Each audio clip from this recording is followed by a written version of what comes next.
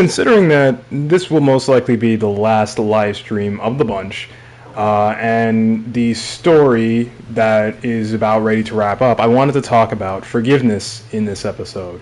Because oftentimes, what you hear about people with forgiveness is that they don't understand it. They don't understand why it's such a big thing, specifically in Japanese media. And that oftentimes you will feel that cathartic release. Oops. Well, one moment, I don't have my headset on. That cathartic release is oftentimes left to the wayside to push a thing about forgiveness. Now, here's the first thing about forgiveness.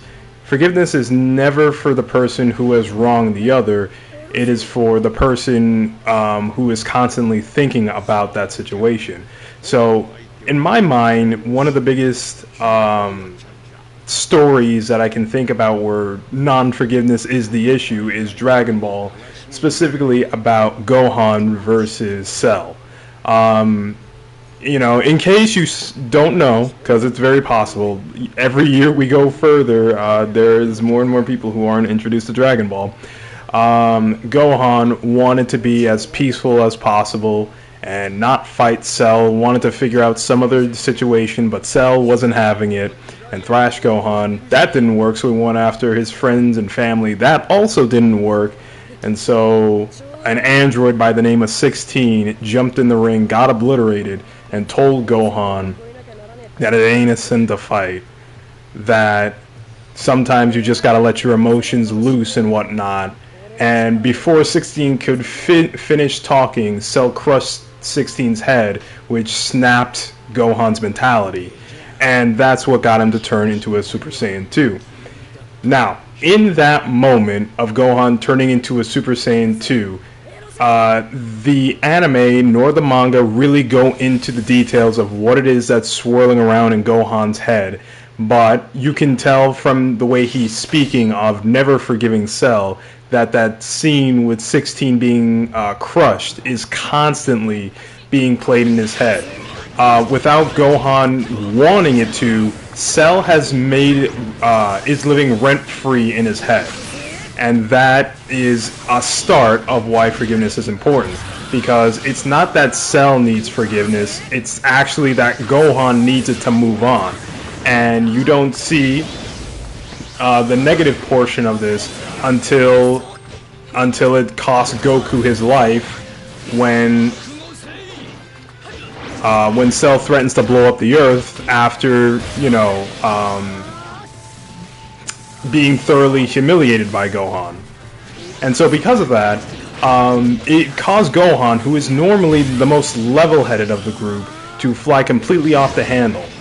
So, immediately off the bat, unforgiveness causes smart people, in fact, to act stupidly. And you can even see this in today's day and age with the media that's going on and things of that nature. A lot of people have a very unrealistic, I guess for lack of a better term, perspective on others. They expect others to always act, think, or say the perfect thing, when in reality, humans, for the most part, are flawed. We all have some kind of flaw. We all have some kind of thing where we disagree with one another. And, that's okay, right? That's what makes me, and you. Our differences, because no person is created in the same way. We are all different in one way or another. For instance, this is Naruto. More than likely you showed up to a Naruto live stream because of Naruto. But if you were, say, a One Piece fan, and I didn't like One Piece, well then, hey, guess what? That's a differentiation right there. Just because they are both anime and have fights in it doesn't mean that they're the same show. They both have their own different messages and things along the lines of that make the show appealing to one group of audience while not appealing to the other. It is what it is. And, the biggest thing about forgiveness, because a lot of people like to do this and not realize, is that negativity grows real fast. Maybe you did realize, especially if you're on YouTube or Twitter X as it's called now, that negativity is the easiest thing to grow. It spreads, it festers, there's all this stuff, but no one is left better from constant bagging on negativity.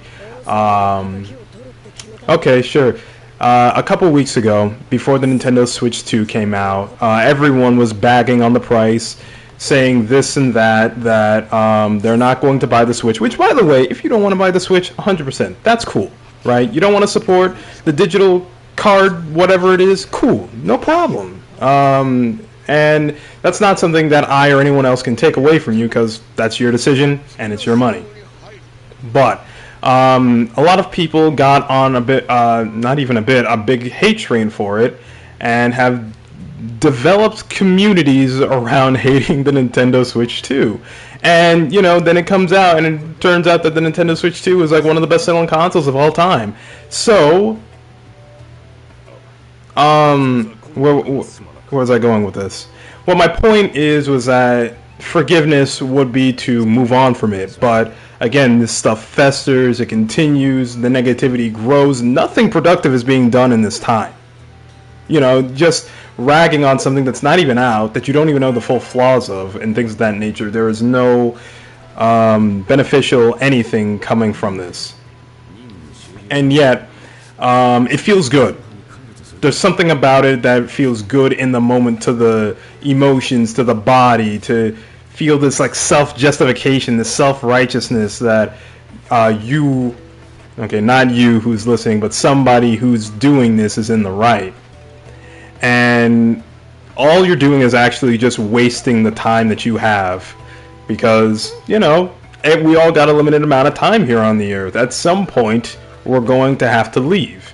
And what will we have to show for the time that we were here?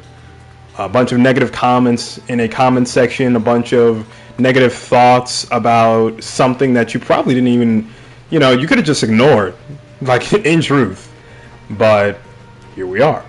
So that's number one thing about forgiveness, is that it's never about the person, the object, the whatever, the target, or the whatever that sets you off. It's always for yourself, believe it or not. Oops, I'm skipping dialogue, I'm not paying attention. So, with that being said, I think that Naruto actually handles forgiveness in probably the coolest way that I can think of any like show around this time period, because it's always a real subtle thing in Naruto. Like, you don't notice it until it becomes very apparent. There's a reason why Talk no Jutsu There's a reason why Talk no Jutsu was something that was brought up later as the series went on, and not firsthand when it happened to Zabuza. Now, you know, actually, yeah, it did happen to Zabuza, because at the very end of the arc, Naruto said that he really liked Zabuza and Haku, which surprised Kakashi. But it's this thing about getting to know the other side, understanding where they came from, and, you know, saying, I don't agree with everything you did. Everything you did, I have my own opinions of. I would have done it my way. I would have done it a different way.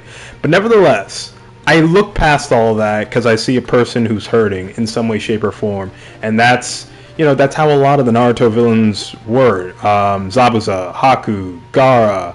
I don't think Orochimaru was hurting at all. I think he was having the time of his life, to be honest. But Sasuke, Pain, obviously. You know, all these characters hurt in their own ways. Their problems are complicated, you know, and there is some truth in how Naruto handles it. I can't really comment on Obito, you know, because the only thing I have to go on reference for that is Ultimate Ninja Storm 4. And last time I said I wouldn't recommend this game series as your introductory thing into Naruto, because you lose so much context.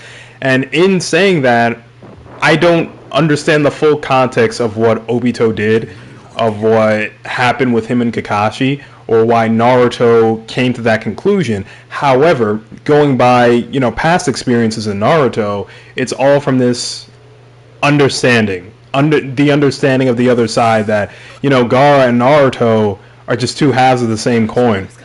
One had Iruka, the other had a caretaker who wanted to kill him. And Sasuke and Naruto grew up together. They understand each other to an extent. Sasuke thinks that he's very different from Naruto when in reality they're pretty similar. And the same can be said with Haku and all. We can go on down further through the list. Nagato, obviously, Yahiko, okay, sure, and so on and so forth. But it takes a bigger person to look past what your emotions tell you, because not all the times are your emotions going to be correct, right? There's a lot of times where misunderstandings happen. You think a person did X, Y, or Z. You get flared up, you get heated up, you want to say all these things about him. Maybe you do say all these things about him. I don't know. And then, the situation comes around, you get more information, and then your perspective changes. Suddenly, this terrible thing that you thought they did, now you can see the justification. Now you can see where they came from and went, oh, well, I see where you came from. I don't think as badly of you, but at the same time, I don't agree with you.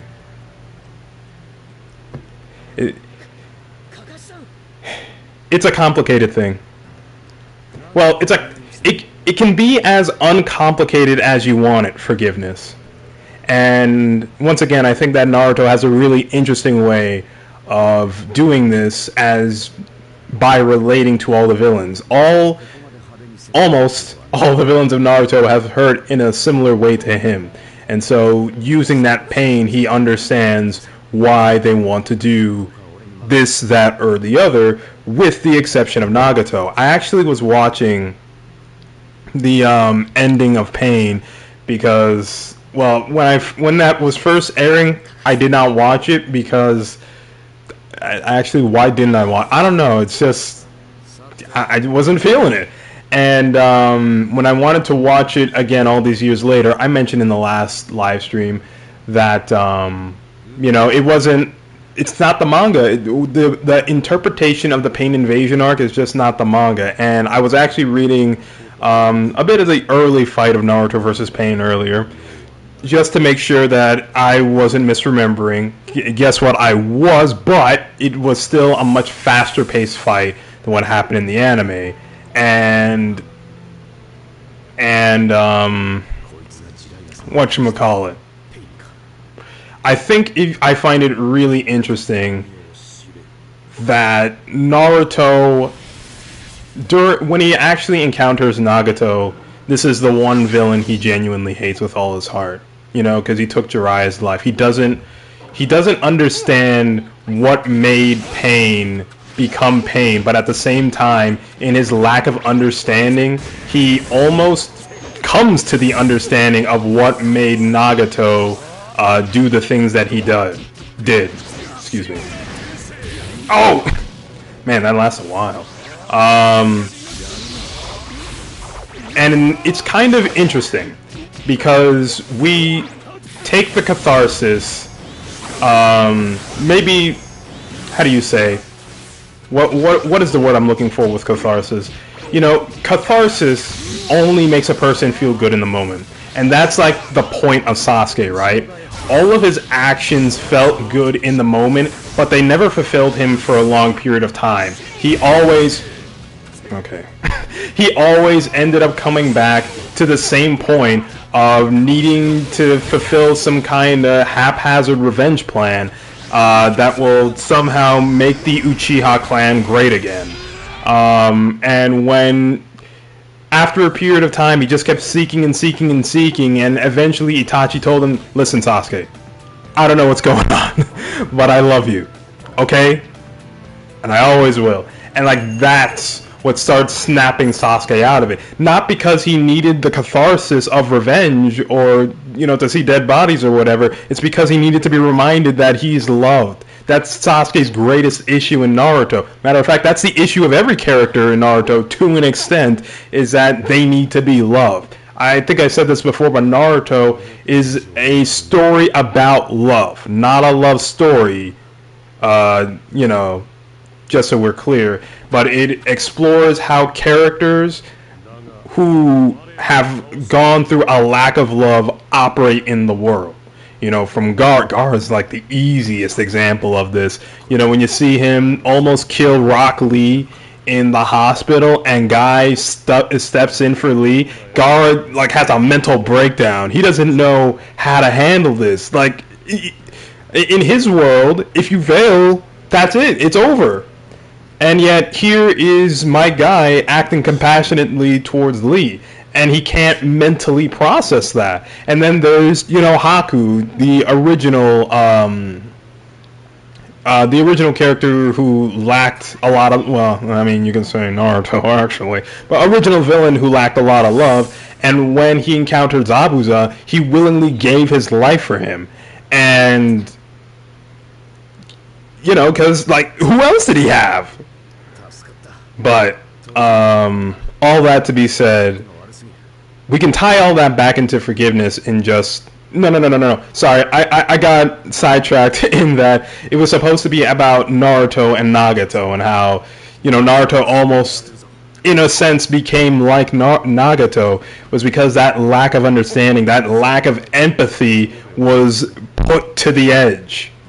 You know, like, I don't care about what you have to say. I just want to feel better about myself.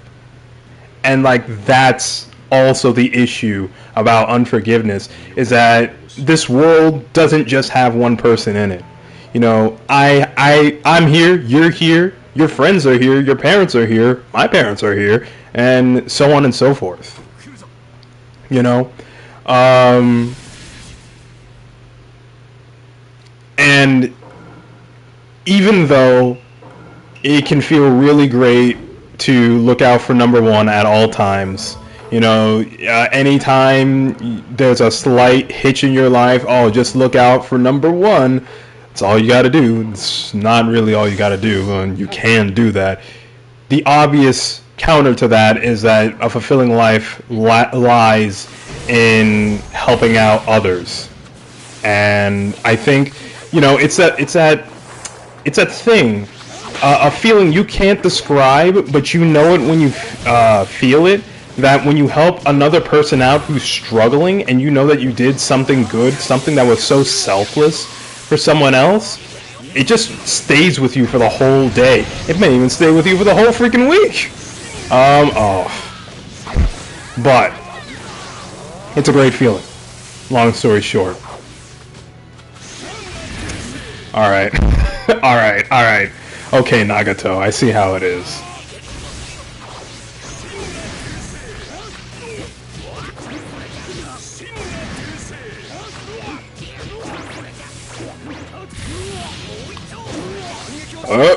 Combo? Yes. I've wanted to do that for this entire this entire video series. So, I find that Nagato and Naruto's relationship, how they came like that close into understanding each other by complete misunderstanding, a really interesting way of how to handle Naruto's character. And this is another point where I wish I had the manga, because Volume 48 was something that I just skipped over a long time ago. I had the conclusion to the Pain arc. Why would I need any more? Because, you know, that's how it is. And I think, in looking back on how I treated Naruto, I realized I did not give the series enough credit, but at the same time, that's kind of what happens when you're a kid, right? You see a bunch of flashy things, and you get hooked on that, and you don't really dive into the deeper narrative as a whole. In fact, like, everything that I have told you now about forgiveness, about how Naruto is a story about love, this is like last year or two revelations that I've had about the story. And, thinking about it critically, thinking about what the characters are meant to say, and then what the narrative has to offer, and things of that nature.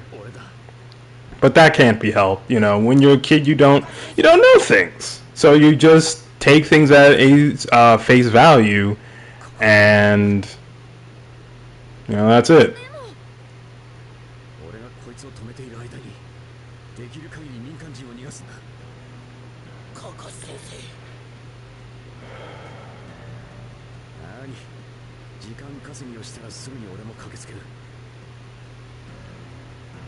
So, to go back to what the title said about why forgiveness is an underrated thing in storytelling, because it always takes a bigger person to forgive someone else, right? It's, like I mentioned before, it feels good. Negativity, there's something about negativity that feels good to the body. However, no matter what, just because something feels good does not mean that it is good. Like a lot of situations that we look to people as heroes for, that didn't look good. For instance, Kakashi right now on screen is sacrificing himself for Ino and Choji. If Kakashi was a real person, I can guarantee you that this didn't feel good at all. But yet, it's something that we look and hail as something amazing. Why? Because it is a denial of self. Right? It's looking at someone more important than yourself. Seeing past your... Here's the interesting thing, okay? This is something that God had told me a long time ago, and I found it really interesting, was that your eyes are not made to look at yourself. Your eyes are made to look at the creations that everyone else makes, right? And that makes sense, because I can't see myself. And yet, I know from my own personal life that it's been very difficult to not look at myself at times, and to look at other people and what they're going through, what they're hurting, because in the moment, I'm hurting. And,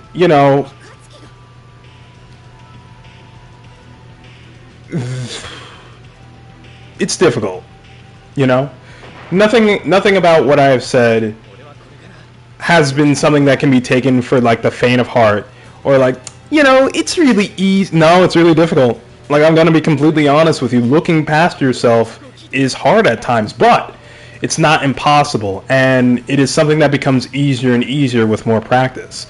Like I said, it always takes a bigger person to forgive someone else. And, in that whole forgiveness thing, maybe the person recognizes that, wow, what I have done, I don't even deserve forgiveness. And this person forgave me. Like, how does that look to someone else?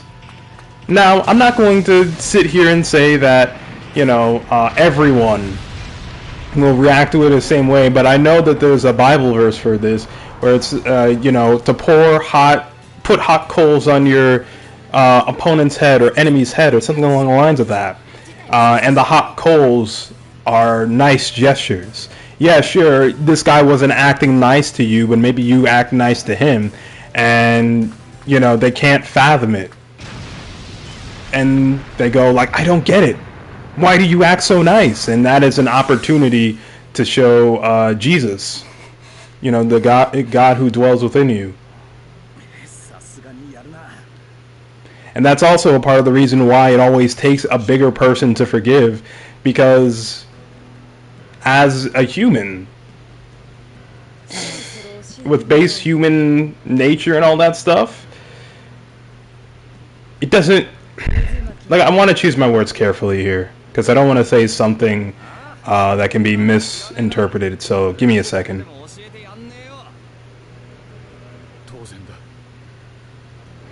It takes something greater within you to rise above whatever base human desires you have, and what that thing is God, first and foremost.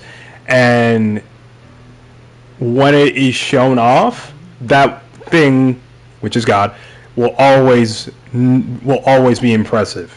I know that's not like the best way to say this, but I am completely on the spot right now, so I'm doing the best that I can.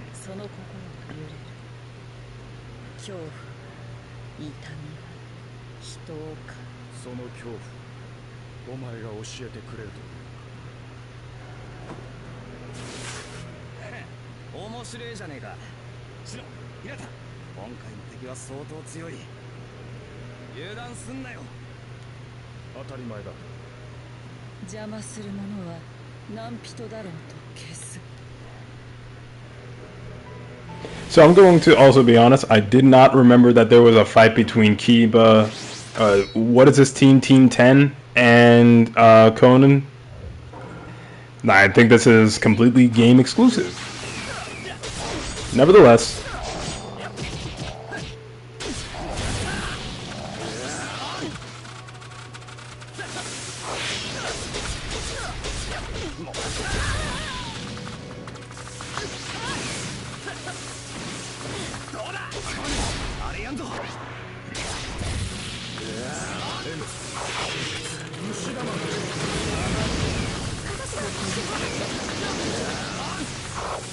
so, I'm thinking currently of what next to say about forgiveness.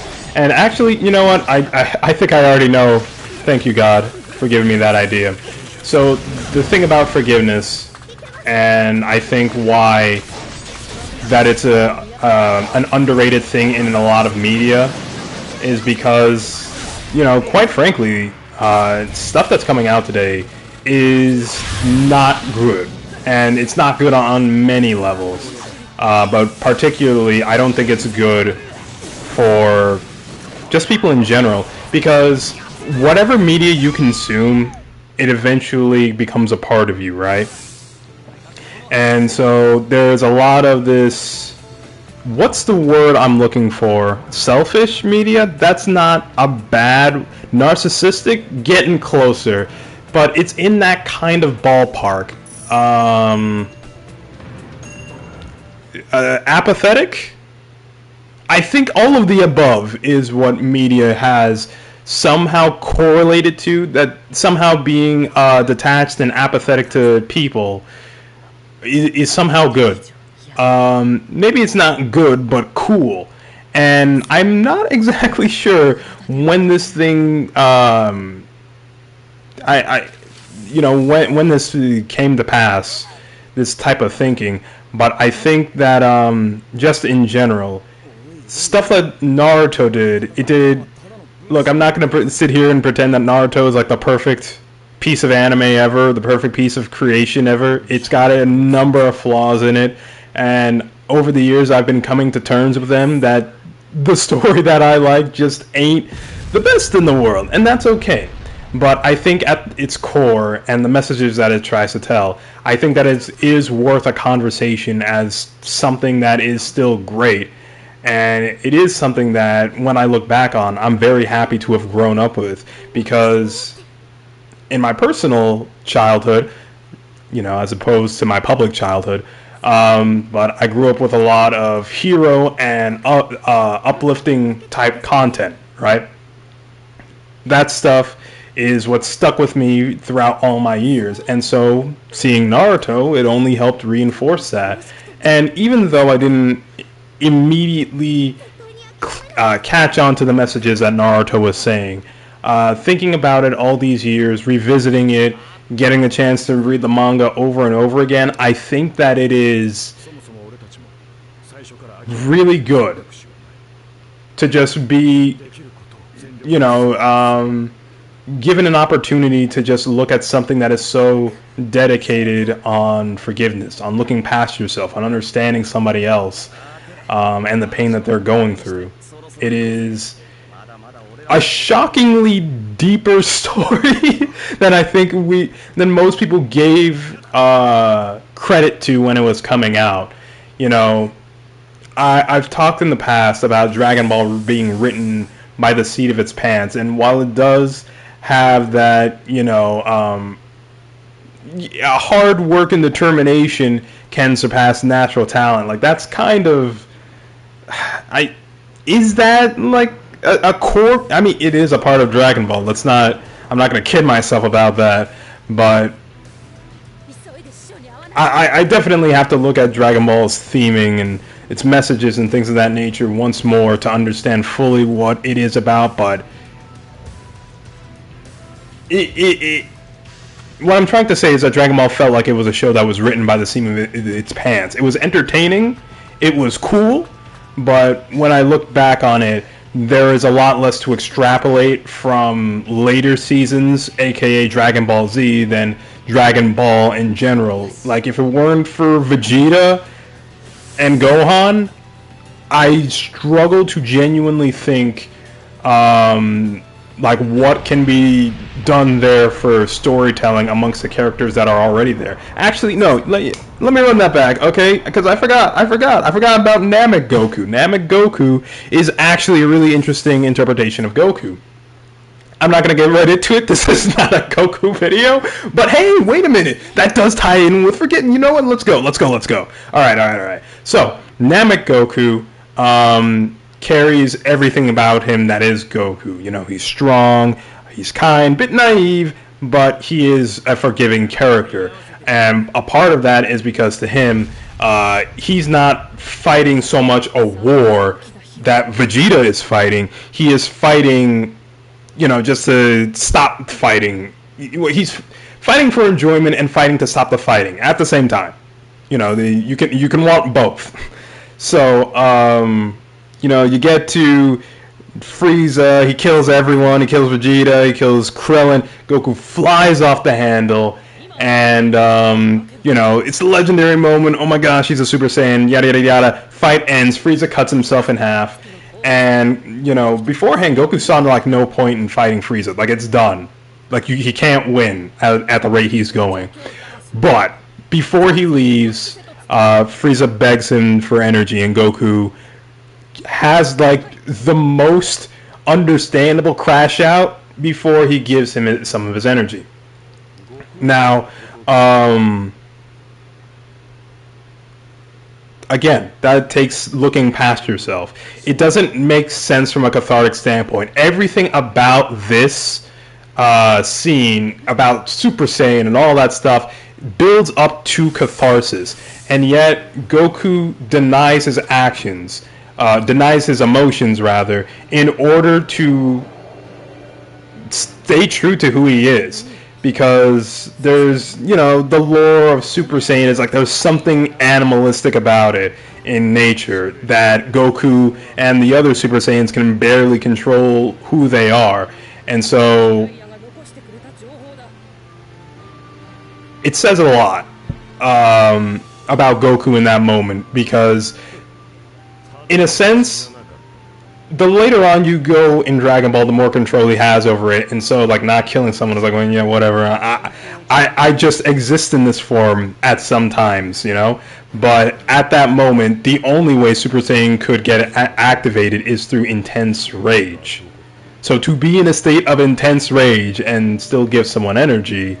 And, you know, yeah, Nappa too. I just remembered he broke Nappa's back but never killed Nappa. And that was, I guess in a sense, a bit of a foreshadowing of what could happen when Goku turned Super Saiyan. Was that, okay, he hates that this happened. He's so mad, but he never loses himself. His inner character and things of that nature. And so, you know, he gives Frieza the energy, but then kills Frieza anyways. You could ask, why even, you know, give Frieza energy in the first place? And the answer to that would be that, well, I actually answered it anyways, because it's not in his character to act animalistic. He is human, especially like Z Goku. I don't know anything about Super Goku. Everything that people tell me about Super Goku sounds irritating, but Z Goku had this mature feeling to him. He may not have been the smartest man on Earth, but he was definitely mature in some sense of the word. Fighting to him wasn't just about enjoying himself. There was something, I think I'll stop right there, because this would require me to dive back into Dragon Ball Z, and I haven't done that in years. But there was something different about Goku. The way that he looked at other people during a fight, how he treated them, and things of that nature, felt completely different from everyone else. He wasn't fighting to survive. He wasn't fighting to kill, but it was as if he was just fighting to stop the fighting. Again, this is like the mindset of someone who hasn't rewatched Dragon Ball Z in a long time, but the point I'm trying to make is that it takes something bigger than you to look past everything that another person has done you wrong to. And media like that needs to exist now more than ever. Because now more than ever, we have a bunch of people who take things way too seriously, who don't know how to let things go. And I think that a part of the reason why that is due to the media that we are exposed to nowadays. You know, Netflix is at a lot of people's fingertips. And what will they find on Netflix? There's a whole heap of content, whole heap of new content coming out, and not all of it is good. Not all of it was created with good intentions. So, yeah.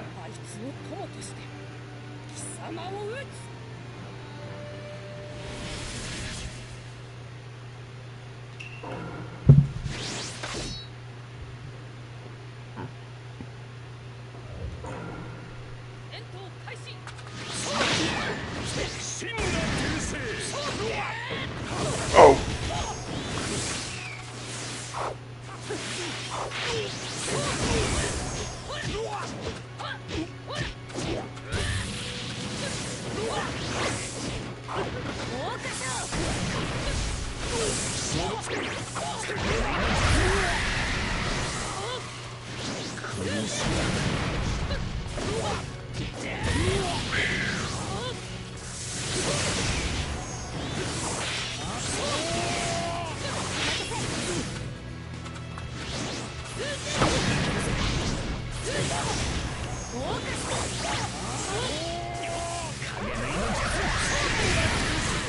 Alright, the computer is definitely reading my inputs.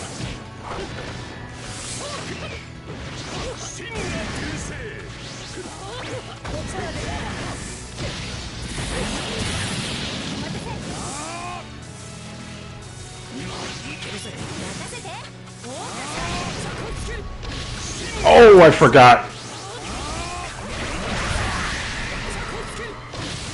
That doesn't... Kind of mad. Kind of mad about that. What do you mean it doesn't hit on the ground?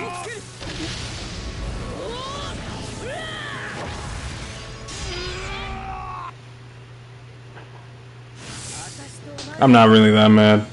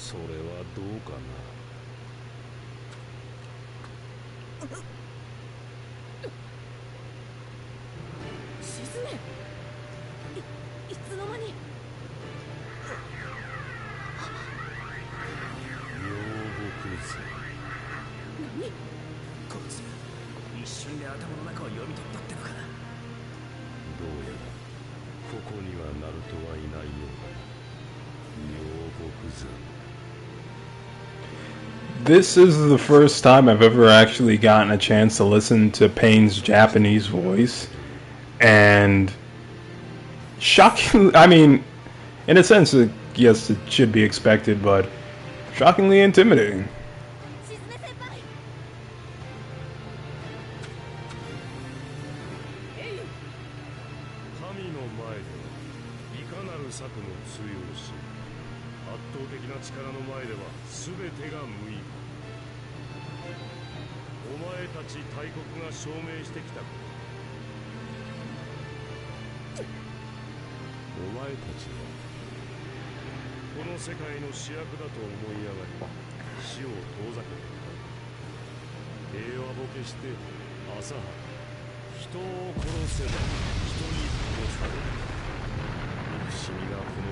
つなぎ合わせる。ざれ言をペラペラと。戦いとは双方、死を、傷を、痛みをと。私たち大国も痛みを受けてきた。言いがかりをつけてこんなことをするのはやめろ。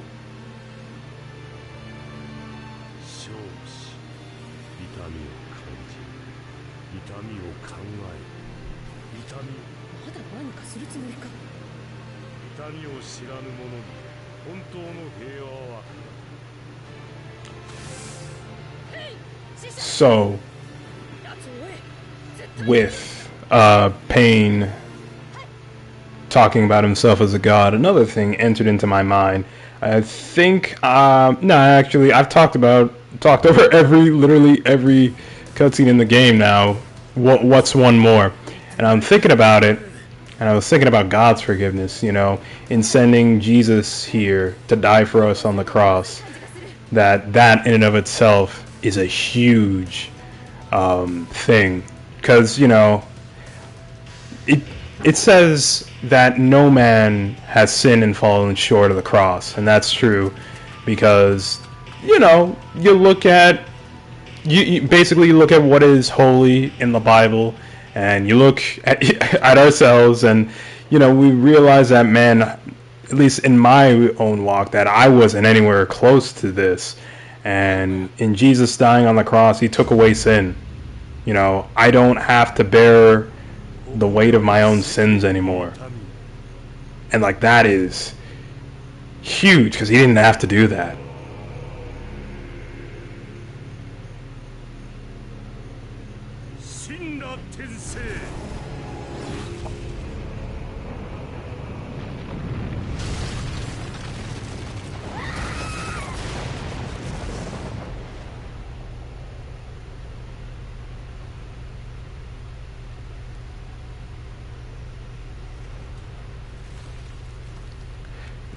Think about it this way.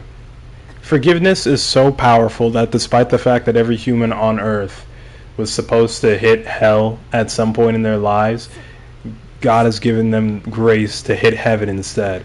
And that is through belief in Jesus Christ, that he is the Son of God who died and was resurrected on the third day.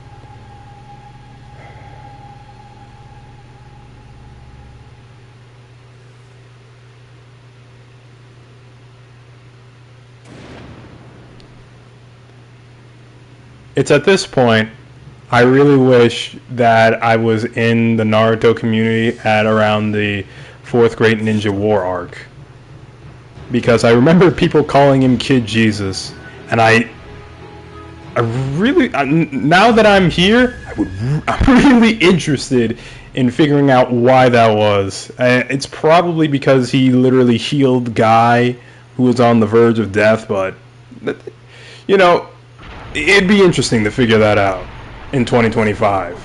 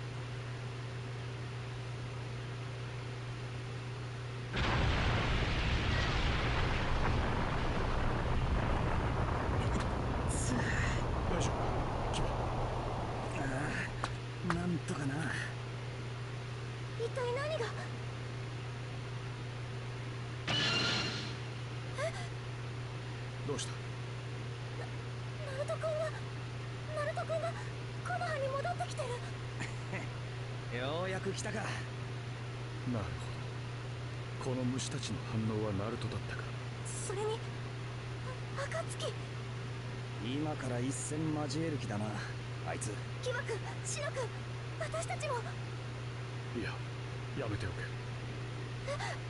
どうして？虫たちが騒いでナルトのチャクラを感じ取った時からな。どういうこったよ。今までのナルトと全く異なるチャクラを有して、とても修行を通して莫大な力を手にしたに違いない。ならばおそらくこれからの戦いは人外の規模になるはず。そんな戦いに加勢してもただの足手まといになるだけってか。そういうことだ。ひなた、悔しいけどここは抑え時だぜ。でも私はそれでもナルト君。It also occurs to me that a part of forgiveness in this whole final battle is also Naruto forgiving the fourth Hokage. I know I could have talked about that when the fourth was on screen, but considering the fact that well, I won't say that, but considering the fact that I've been quiet up till now, I think it's worth talking about. And I think it's also interesting because, you know, naturally, Naruto would have some kind of resentment towards the fourth, whether or not he knew he was his dad, for sealing the Nine Tails in him, because it just caused him a lot of grief. This is a shockingly layered fight. Like I said, the Naruto was a lot deeper than I gave it credit for as a kid, but you can't really appreciate those things when you're a kid. You can just appreciate good storytelling.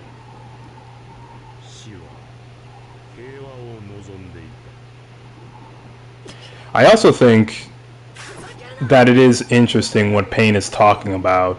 Peace through destruction, basically peace out of fear. Wow. Okay, I didn't even get that until now. That Pain is a representation of the devil. You know, trying to attain peace via fear. Holy smokes! It just keeps going. You think you know everything about a story, and then you grow up and get older and start viewing it all over and over again.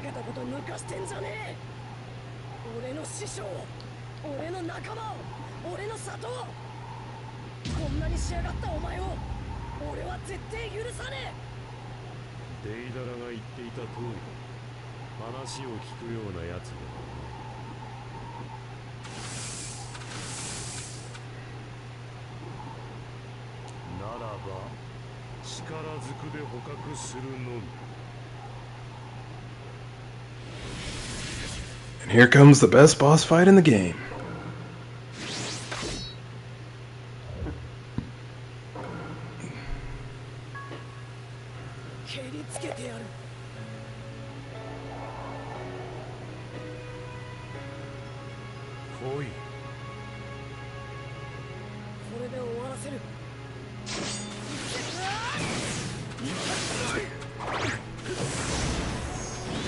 I think so. Going back to what I was saying earlier about peace through fear. The obvious implication is that it is never worth it, due to the fact that it's not true peace. It's not someone's decision to stop hating, to stop attacking the people around them. And I do think it is very interesting how Naruto essentially handles this whole peace, the peace conversation with Pain. Is that, or no, not even with Pain, but through his actions throughout the series, that it was his decision to come to peace and terms with a lot of his enemies, right?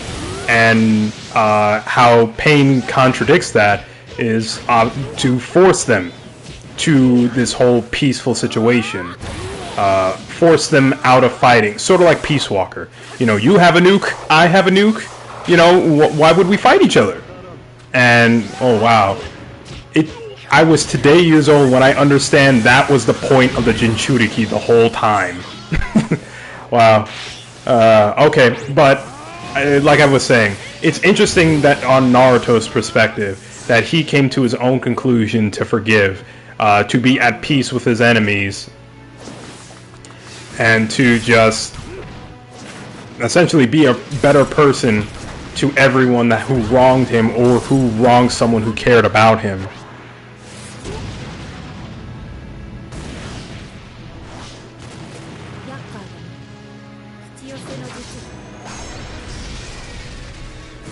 I also think it is interesting to like view some of his old dialogue, like when he was learning the Rasen Shuriken. He was still thinking about, you know, helping Sasuke. I mean, all of his old dialogue in general regarding Sasuke was coming from a place of understanding of the pain that he went through, and he didn't want his friend to go alone in the world without someone to call friend. And that's not an easy thing to do.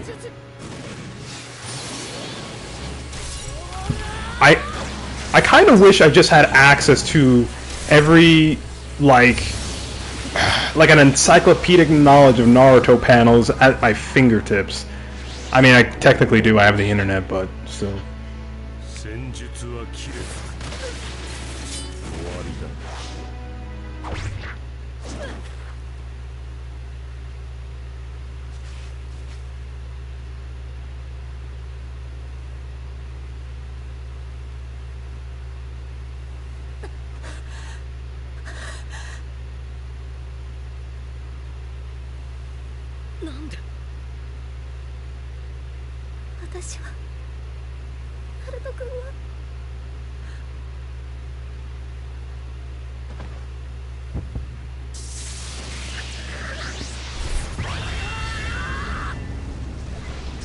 I think in a lot of ways, the Nine Tails is a very interesting thing for Naruto, because it kind of represents the unforgiveness in his heart, right? That, you know, Naruto, despite all the good stuff he does, despite all the good stuff he says, he's not inhuman. He feels exactly what everybody else feels a lot of the times, and, you know, I guess to say the Nine Tails is like helps Naruto be realistic in a sense, instead of just being this impossibly forgiving kid who can just understand the pain of everybody else in the world. And, you know, despite being dealt one of the worst hands you can imagine in the context of Naruto, you know, that he somehow understands everyone else, like Superman, I guess, for lack of a better term. I know that's not an accurate thing about Superman, but that's what everybody thinks Superman is like. But so I know people will understand what I mean when I say like Superman.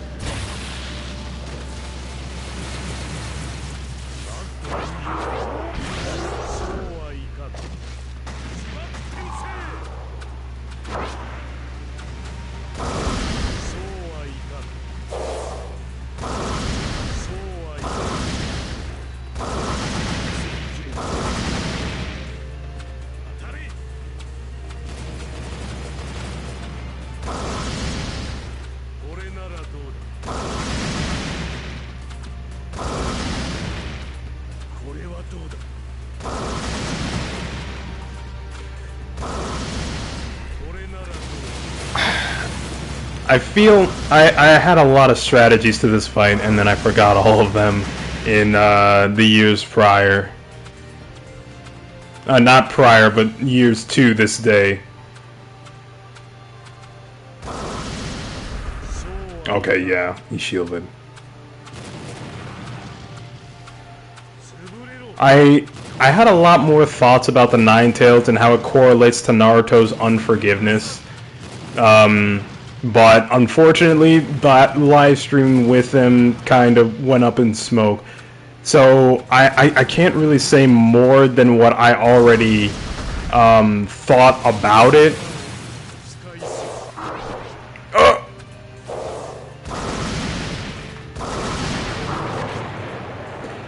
So unfortunately, what I thought back then, I'm not really able to call upon easily now.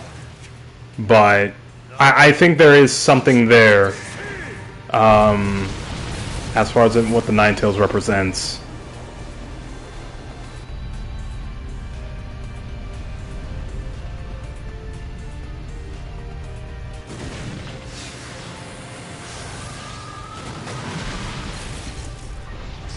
Actually, when you think about it, how the Nine Tails gains forms is kind of like hatred itself, obtaining legs and whatnot, like gaining power over Naruto. And when you consider Dark Naruto from later on in the series, yeah, that does fit, doesn't it?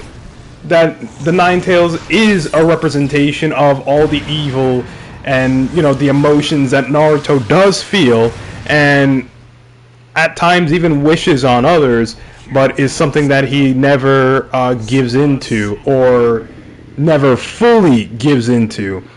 I always think that one of the most interesting, you know, things about Naruto is like the first time he went Nine Tails in front of Haku, and how he was so mad about Sasuke dying, quote unquote dying, and you know, he was beating Haku up, he was this, he was that, and then the second he saw Haku's face, he snaps back to himself. You know, it's very interesting, because the obvious question is why? Why didn't he fully give himself to the Nine Tails in that moment? He was so overcome with emotion, with anguish and pain, and it probably because that he saw the person, right? He still, despite all of what he felt, he looked at Haku as a person he could talk to. In fact, he did talk to him at one point, but still. And I think, actually, when you think about it, that is a part of the reason why Naruto can like fully give himself to the Nine Tails, 90% give himself to the Nine Tails in this fight, because it's the person who is paying Nagato is not here. He can't relate to Nagato. He can't see Nagato. He's never interacted with Nagato. All he's doing is essentially talking to a puppet, and it's like maybe like a straw man in a sense, that this is, you know, that pain, Yahiko, the outward appearance is what he's like, but inside, Nagato is a frail, dying young man, actually, yeah, he looks a lot older than he is. So a frail and dying young man who's had a lot of issues, and, you know, came out looking at the world the way he did. Maybe, yeah, maybe there is a connection there. Ooh, that's interesting.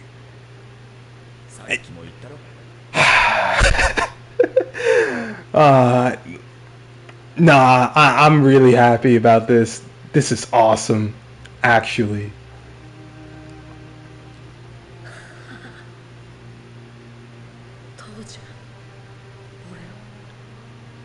The one thing, however, about this scene that's currently playing right now that I don't necessarily like about this version is that it doesn't... Okay, Naruto's hair. It doesn't convey, like, the conflicting emotions that Naruto is feeling all that well. Because, you know, when the Fourth told Naruto that he was his father, the first thing Naruto did in the manga was punch his dad in the stomach and start crying. Like, he was so happy to see his dad, but always in the back of his mind, like, why did the Fourth put the Nine Tails in me? Don't you understand how difficult it's been? Like what Naruto is saying right now. And I don't know. You know, it is what it is. Maybe they put all their budget into boss fights and just decided, let's take it easy for the cutscenes.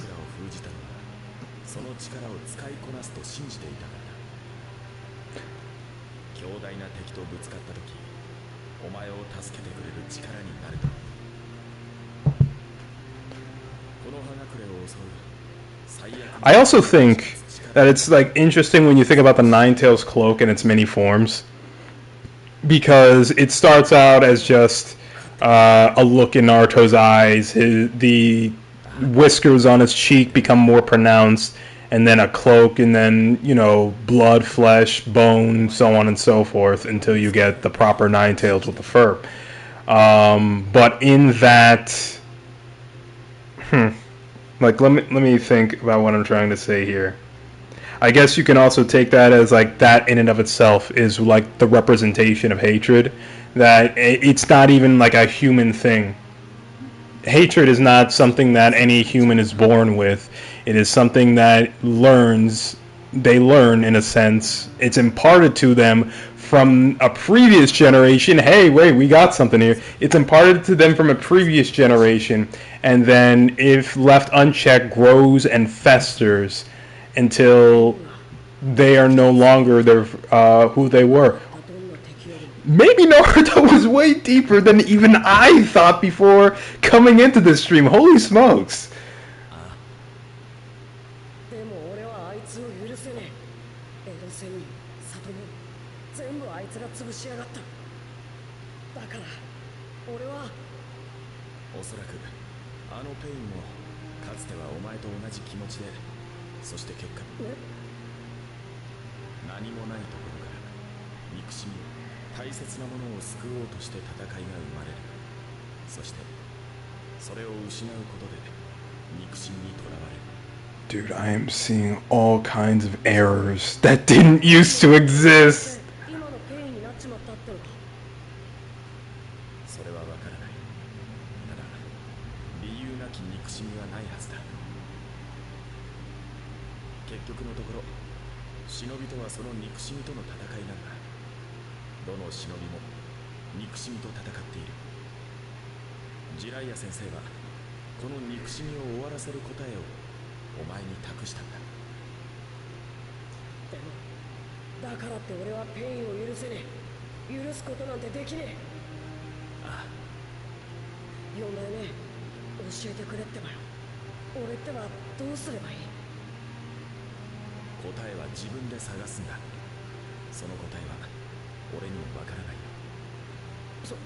そんなことできるわけねえだろ。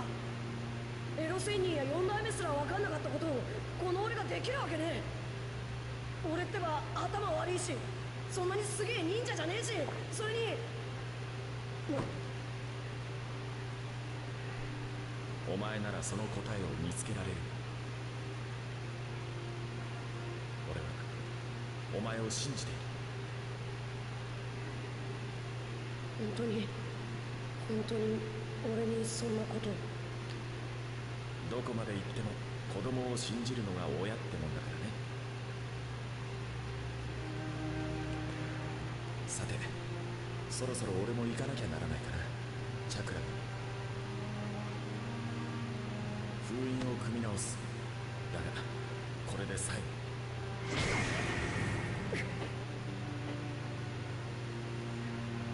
この葉はまだやり直せる。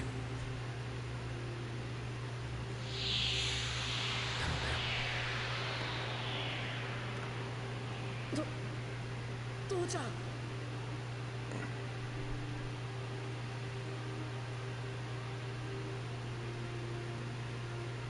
どんな時でも俺はお前の味方だよ。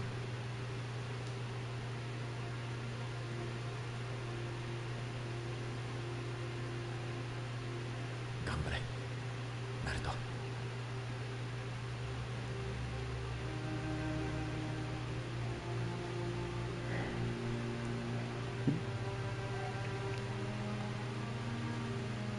I really appreciate that. Like it's such a blink or miss it line in the grand scheme of things, but I really appreciate that Naruto even admits that he can't forgive pain. And again, I think this also has something to do with the fact that he's not actually talking to Nagato. He's talking to Nagato's avatar, but you know, there's so many layers in this one fight. Hang on a second, let me take a drink of water. And this can even be like a representation of what it's like to maybe in a sense talk to someone on the internet. You'll never know an actual person. You never know the tone of their voice, how they sound like, what they think until you get in front of them. Or, well, you can know a few things about them by what they say online, but it's so harder to connect to that person. So much harder to look past what they say because you're not looking at a person, you're looking at an avatar. Dang, man, this fight is so much cooler than I thought it was originally. I forgot you can't throw people when they're awakened in this game.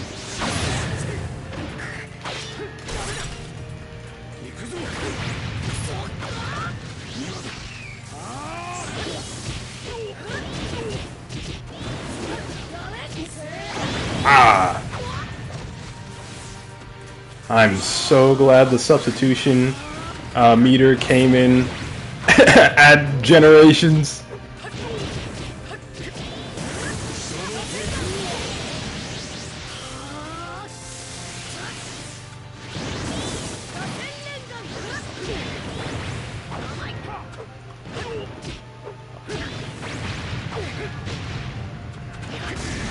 Oh, okay.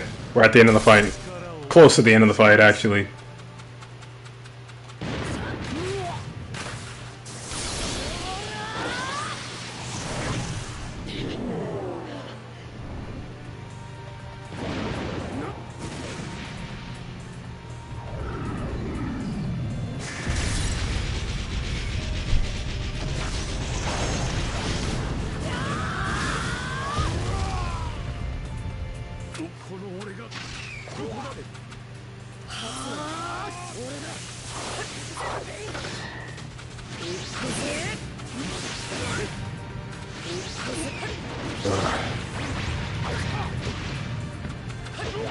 You know, one thing about this fight in general, if I can just talk about it from a gameplay slash aesthetic point of perspective, is that Naruto without the Sage Mode cloak, I really wish that was just something in the game that you could just select. There we go. But you get his Hokage outfit, which is something. Alright, he's not going down without a fight. There we go.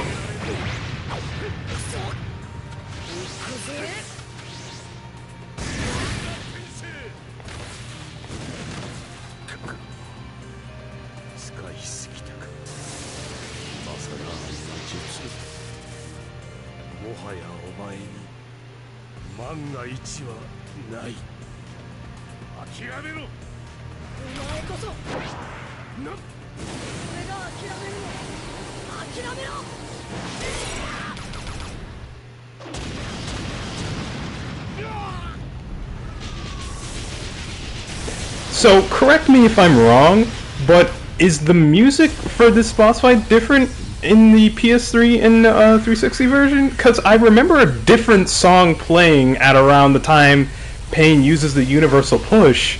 The first time around, the one where the circle prompt is above his head, and I don't think I heard that in this fight. You know, maybe it's just me. Maybe it's something that I'll just, you know, look up on YouTube and it's like, oh no, it's the same. You're just misremembering, dude. Because I remember, no, I think I'm misremembering. Yeah. I am misremembering. I'm thinking, for whatever reason, I thought the music where like Sasuke, the fight with Naruto and Sasuke goes into phase 2. I'm.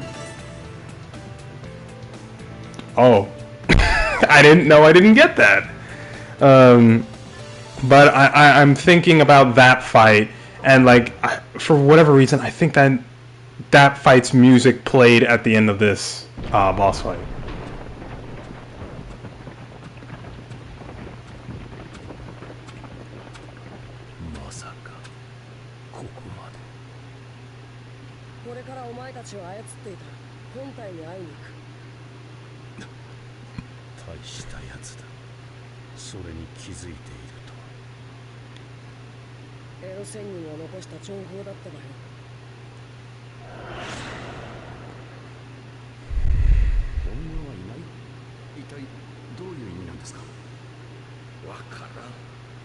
ぜあれを口にしたのか見当もつかん。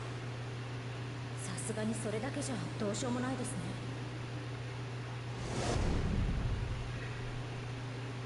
それ聞いた時はまだ意味が分かんなかったけど、お前たちと戦っている時に誰かが見てるような、そんなチャクラ感じ取った。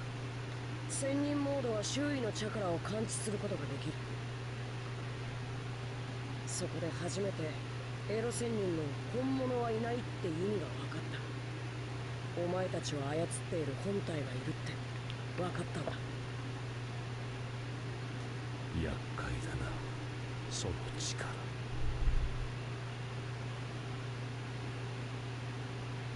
もうお前の本体の場所も分かってる。あとはそこでお前と話をするってばよ。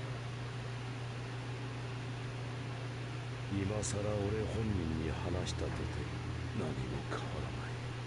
そんなの直接話してみねえと分からね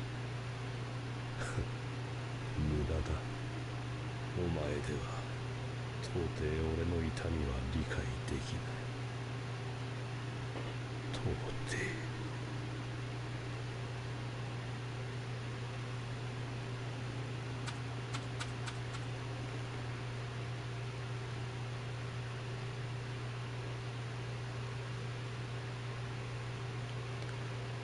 So, I don't think the game. No, it doesn't. So, in the anime and probably in the manga, there were people who came up to Naruto after he'd beaten Pain. I say probably in the manga because again I haven't read it, but there were in the anime there were people who came up after Naruto beaten Pain, and he was well, I think there were three of them. They were talking to Naruto like, Leah, let's get Pain, let's get the real Pain, and things of that nature. And Naruto, I really should have watched that episode again before making this, but he said something to them, and I don't remember what it was, but it was something to the effect of, if we, not, you know what, basically it was an eye for an eye and a tooth for a tooth. I can't remember the word specifically, but I remember it had something to do with that. No. No. I remember now. It was that Naruto just wanted to do this alone, and that was it.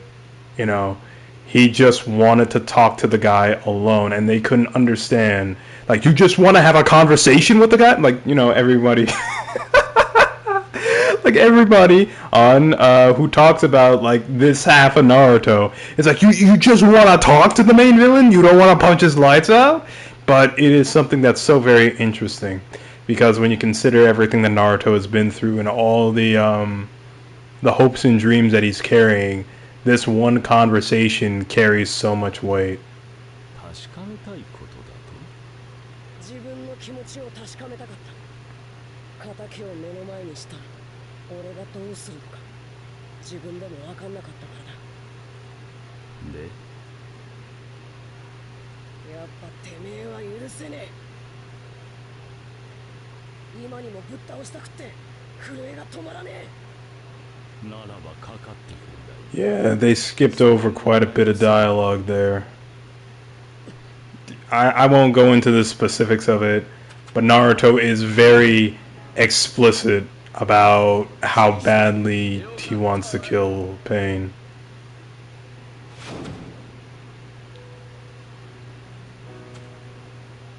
どうした？俺を許せないのではないか。エロ仙人は本当の意味で理解し合える時代が来るって信じてるって言った。その答えをお前に託すって言われて、俺はただ弟子として認められたみたいで単純に嬉しかったんだ。それがどんなに難しいことか今になってよく分かった。だが俺を許せないことに変わりはないはずだ。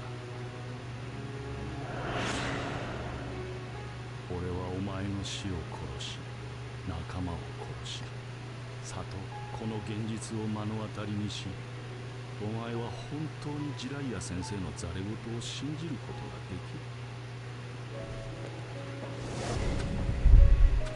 お前がエロ仙人の弟子だと分かった時、どうしても聞いておきたいことができた。なんだ。エロ仙人の弟子であるお前がどうしてこんなことになっちまったのか。俺はお前の考えが分からねえ。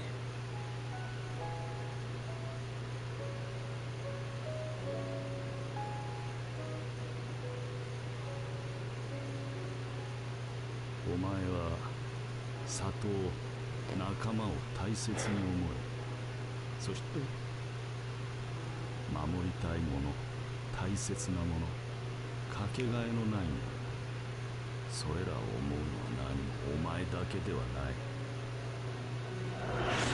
かつての俺にもそう思えるものがあった。だが今はもういない。全て争いに奪われたのだ。偽りの平和、そして野心、くだらぬ思惑が争いを生み、そして俺の大切なものを奪っ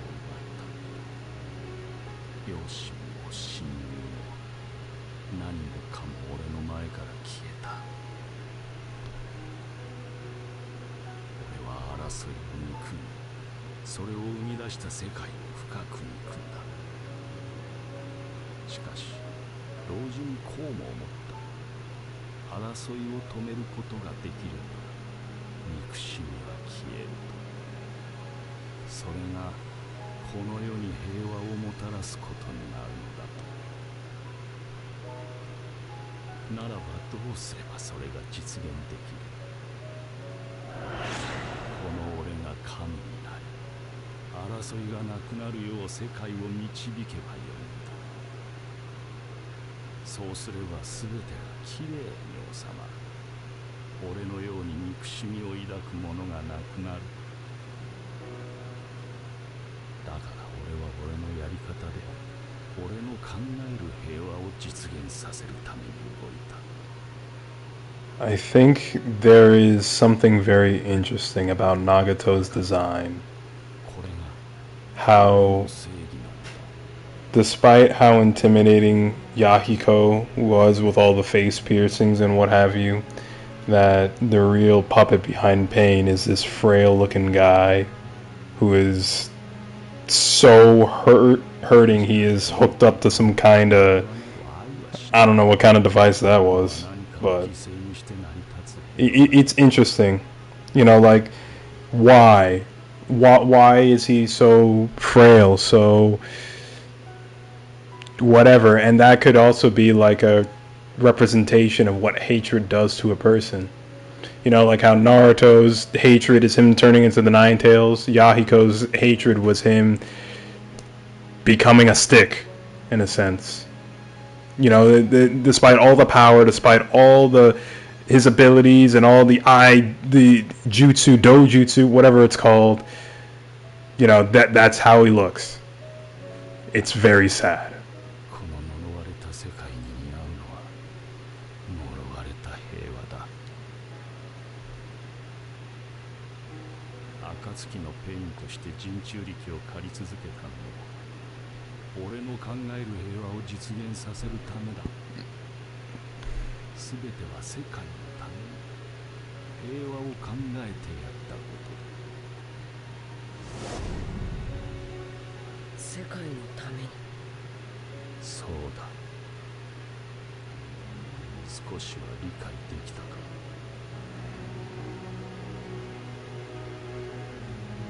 ああ、あんたの考えは理解できた。ならどうする。このままおとなしく捕まってくれるか。それはできねえ。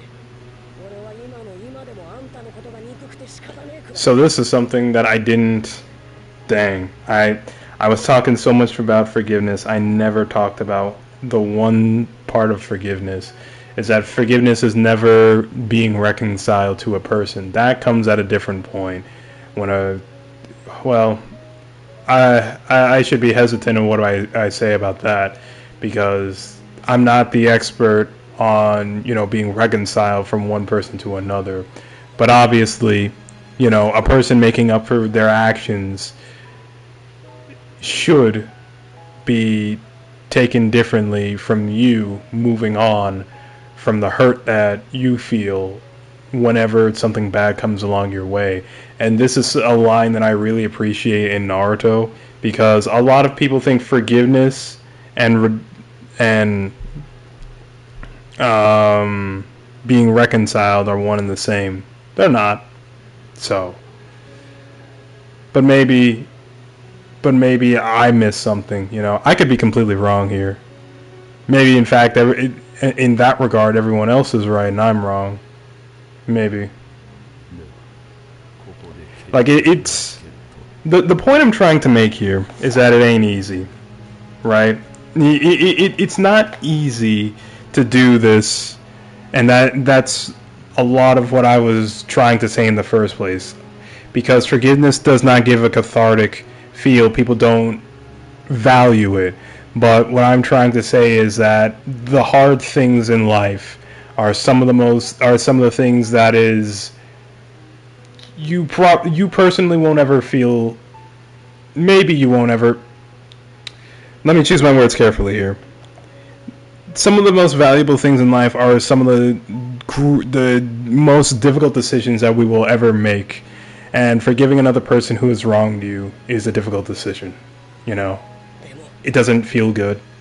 There is no catharsis. It doesn't make you feel good in the moment. But in the long run, it'll do you so much good.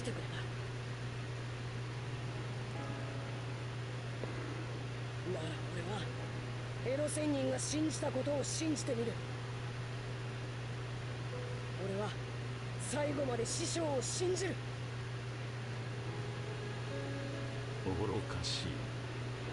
今さらジュライアに言っていたことを信じて何に。本当の平和などありはしないのだ。俺たちが呪われた世界に生きていく限り、そんなものはありはしない。Actually, now that I think about it a little bit more, I do want to run back what I said. I don't think I'm wrong about the reconcile part. Because, that is what a person does to prove themselves that they have changed. So you can forgive someone, and they can, still, they can be in their Nagato moment, but that, whether or not you have been reconciled to them, is a different conversation in and of itself.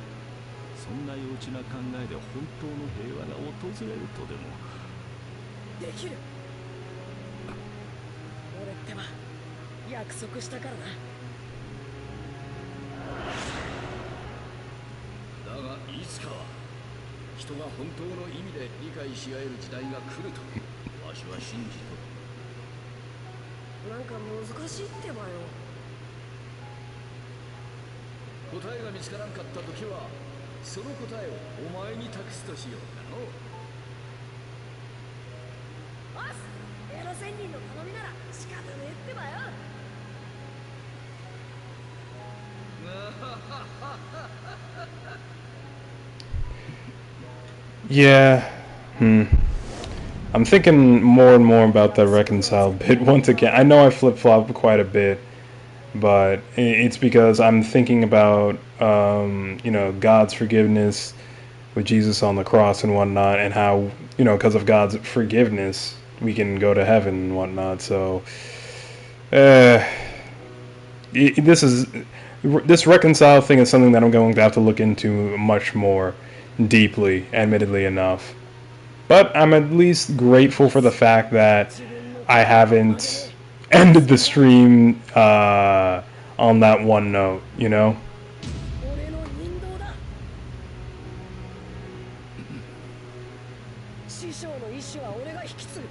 それ絶対に俺が叶える。本当の平和への道がないのなら、この俺がゼロから作り出してやる。信じてくれる人がいる限り、俺は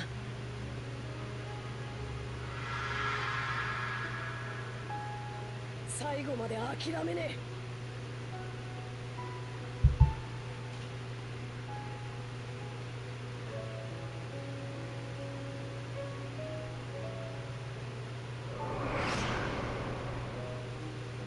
良いか、長門。この先どんなことがあっても決して諦めるなよ。諦める、きっとその先にお前の描く平和がある。弥彦が、コナンが、みんなが笑っていられる平和がな。わしはお前を信じとる。必ず平和をもたらすことができると信じとるぞ。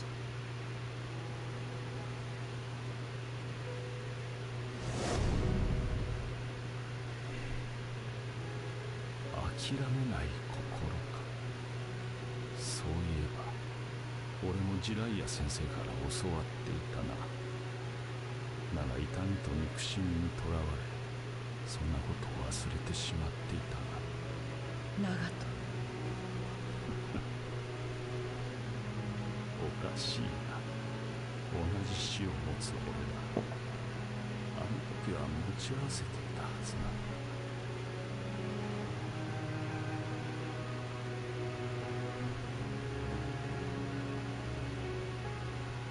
渦巻きナルト。お前の目はこの混乱の中で少しの曇りも見えない。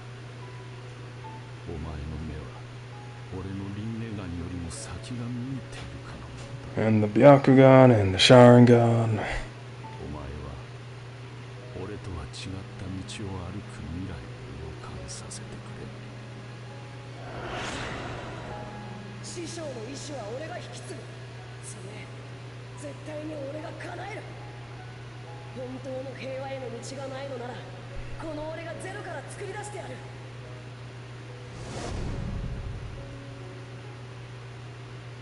俺はあの弟子。 Wait, what? That was it? Okay. 同じ死を仰いだ者同士、理解し合えるはずだと。ま、あれは冗談のつもりだったんだがな。お前を信じてみろ。渦巻き長門、あなた。コナン、もういい。俺には新しい選択肢ができた。諦めていた希望への選択肢。それにだ、弟弟子が諦めないと言っているのに、兄弟子である俺たちが諦めるわけにはいくまい。長門。でもその術は今のチャクラでその術を使えなんなんだ。けど輪廻転生の術。一体何しようってんだ。ば亡くなった者たちを生き返らせる。そんなことできるのか。この葉へ来て俺が殺めた者たちならまだ間に合う。これがせめてもの償いだ。I think I would really like to know what the manga had to say about this. I don't for Nagato specifically. Like, what was the trigger? I mean, obviously it was the Jiraiya flashback, but I would like to know the interactions because in just the little I saw of the anime, I can already tell that there were lines skipped over. 死ぬはずが So ないと都合よく思い込む死に意味を見出そうとするがあるのは痛みとぶつけどころのない憎しみだけゴミのような死と永久に続く憎しみと言えない痛みそれナルトお前がこれから立ち向かうことになってくるものだ wow, the foreshadowing.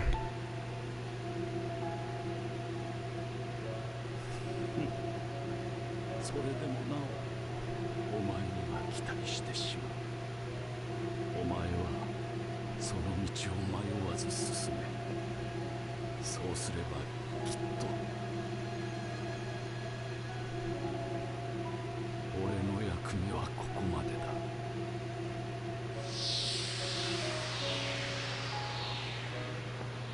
ナルトお前だったら本当に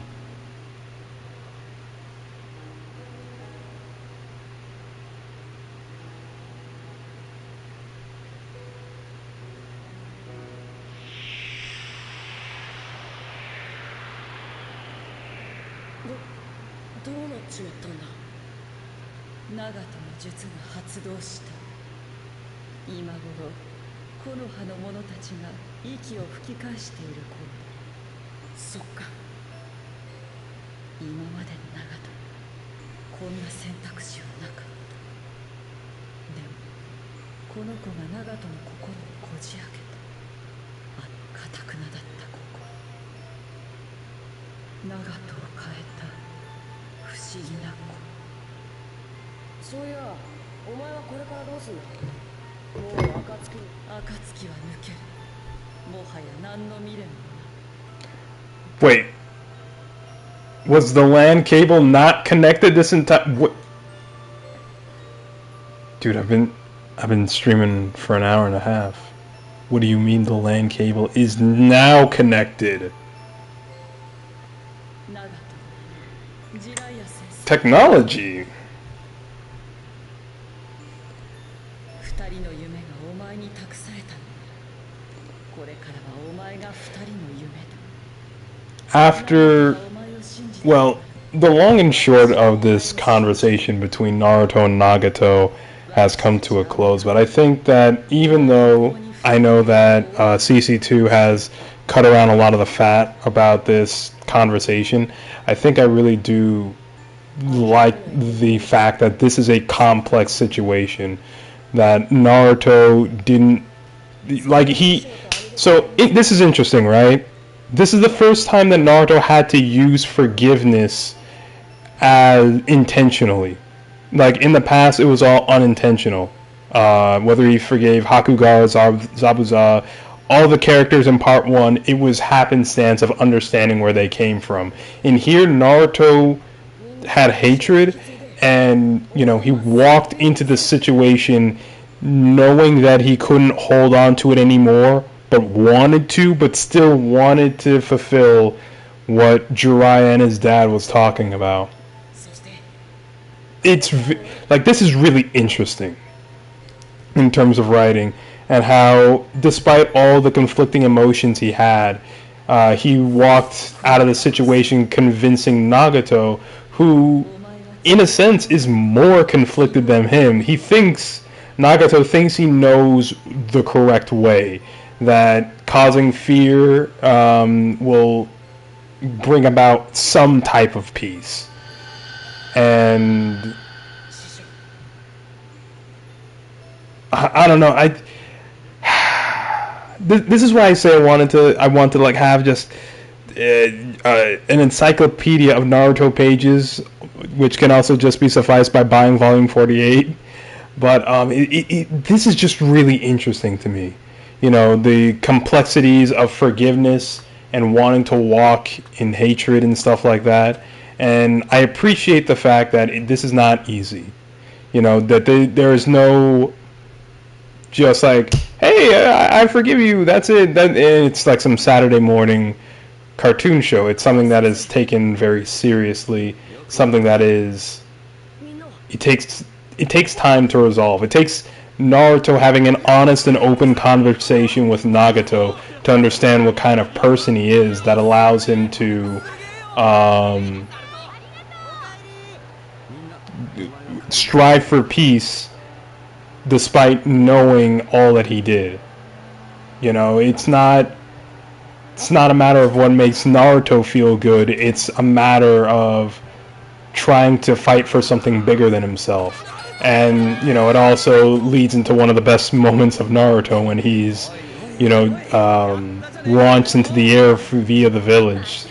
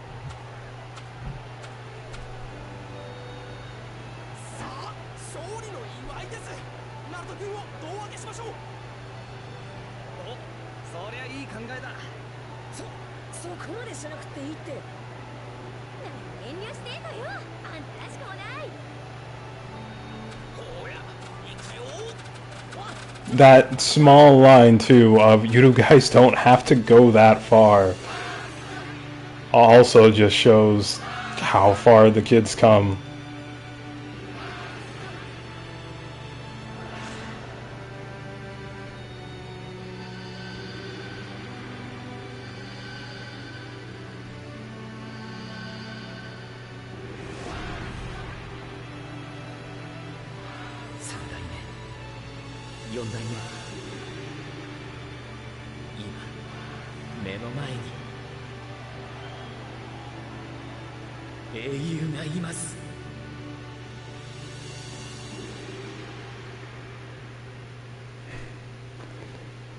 That brings back memory. What is going on with the LAN cable?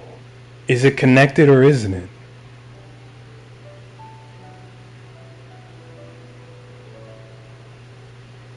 I ain't touching it now. It's been an hour and a half deep. Either it's going or it ain't. Yeah. Man. I haven't thought about a lot of this arc in a long time. Apparently since 2009, if, the wiki article is trustworthy. Hard to believe it's almost been 20 years since this arc came out, and I've only just now got around to thinking about it in a deeper manner. But that's what it is. That's the coolest thing about having, stuff that you can go back to. Is that, for situations like this, you can go back to it as many times as you want and eventually uncover that stuff that was hidden in plain sight. That being said, I appreciate you guys for coming out and sticking around to watch some Naruto. Unfortunately, I don't really have anything to say from off the top of my head, but it's been fun, and this has been an interesting experience to just go into. I've made this clear before, but live streaming ain't exactly my cup of tea. This was all okay. I'm gonna ask you to pick one. All right, I'm just gonna adjust it slightly. it's as in as it gets. I don't understand why that's coming on screen, but nevertheless, you know, this ain't exactly my cup of tea, but I appreciate it. You know, I think I gain a lot from live streaming these past couple of months, and even though I really didn't do it perfectly at the beginning, I think that toward the well, I wasn't doing it perfectly at the end either, but I think that what I've gained in like these past two live streams for the Jiraiya section of the game and the ending here is huge. Like I said before doing this, I couldn't even talk like in just complete sentences without stuttering suddenly. I mean, you know, sometimes I'll get tongue tied here and there, but like that was the level of like unable to speak. I don't know the word for it that I was at, and you know, here I am now. And you know, once again, admitting the fact that I didn't really have much of an idea when I came onto this. I knew I was going to talk about forgiveness. I never knew the extent of the forgiveness that I would talk about. So when I went silent, that's because nothing was hitting me in the moment. And yet, still, we managed to come out with something to speak. Thank you, God. Because I give all praises to God for that, you know. And I give all credit to God for that as well.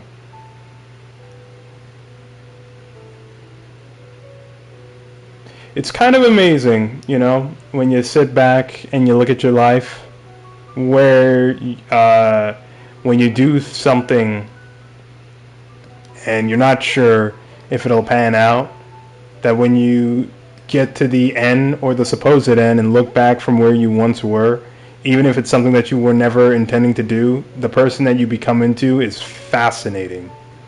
Truly is.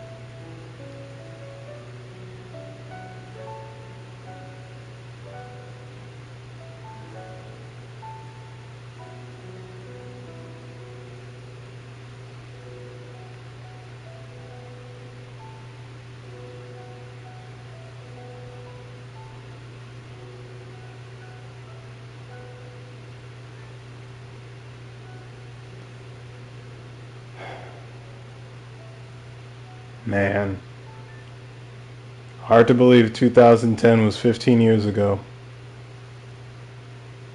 How time flies.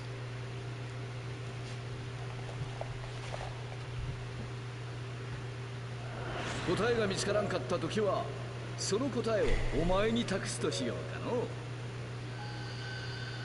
お前ならその答えを見つけられる。俺はお前を信じている。お前を信じてみろ、渦巻きナルト。いつになるかわかんねえ。絶対答えを見つけてみせる。だから安心して見守っててくれ。そして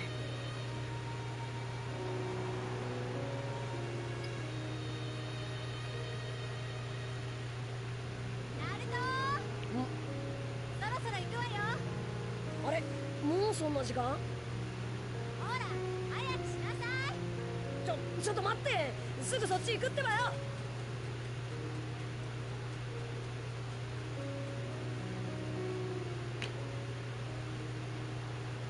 Something about that running animation reminded me of Ultimate Ninja 4 on the PS2. 頑張れよ。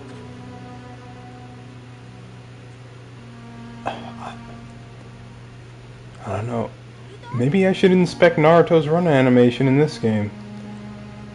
言ってくるってばよ。ちょっ聞いてんの？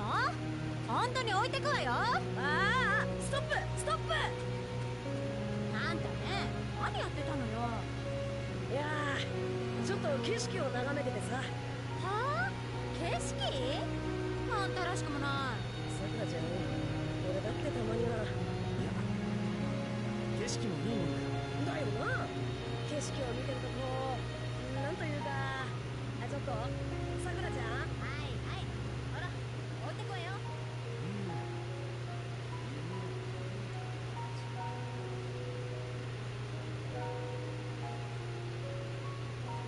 かくして時代の風舞い上がり、今ここに新風芽吹く。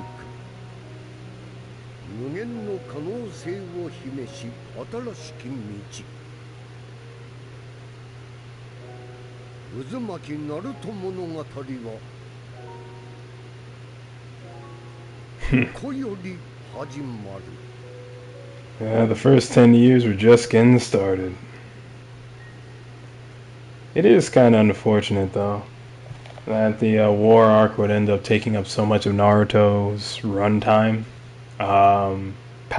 Post 2009. Probably earlier than that, actually. But it is what it is. You know, it's not like interesting ideas stopped coming out just because the war arc was there. It's more along the lines of, you know, it was just very long and people were waiting for it to end. I do wish that I could just, run through all of the war arc to see for myself, but that also requires me getting a lot of the manga that I missed. So before I leave this, I want to check one thing, and that's Naruto's run animation, because I never checked it before, and seeing him run in that final cutscene just made me go like, wait a minute, that's literally his run animation in the old PS2 games. Let's get to the training field. But